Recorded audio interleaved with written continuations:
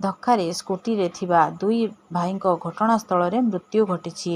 ମୃତକ ଦୁଇ ଭାଇ ହେଲେ ଚନ୍ଦନପୁର ଗ୍ରାମର ରବୀନ୍ଦ୍ର ବେହେରା ଓ ସାନ ଭାଇ ଆତ୍ମାନନ୍ଦ ବେହେରା। ପ୍ରାପ୍ତ ସୂଚନା ଅନୁସାରେ ମାଛ ବ୍ୟବସାୟ କରୁଥିବା ଦୁଇ ଭାଇ ବେପାର ସାରି ଏକ ସ୍କୁଟି ଯୋଗେ ଘରକୁ ଫେରୁଥିବା ସମୟରେ ଏହି ଦୁର୍ଘଟଣା ଘଟିଥିଲା।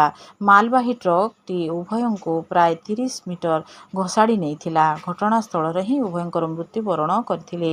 ଦୁର୍ଘଟଣା ଘଟାଇ ଟ୍ରକ୍ ଚାଳକ ଫେରାର ହେବାକୁ ଉଦ୍ୟମ କରୁଥିବା ବେଳେ ସ୍ଥାନୀୟ ଲୋକେ ପିଛା କରି ଧରିଥିଲେ।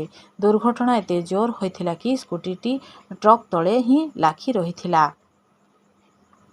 ଖବର ପାଇ ବାଙ୍ଗିରିପୋଷି ପୋଲିସ ଘଟଣାସ୍ଥଳରେ ପହଞ୍ଚି ମୃତଦେହକୁ ଜାତୀୟ ରାଜପଥ ଆମ୍ବୁଲାନ୍ସ ଯୋଗେ ବାଙ୍ଗିରିପୋଷି ଡାକ୍ତରଖାନାକୁ ପଠାଇଥିଲେ।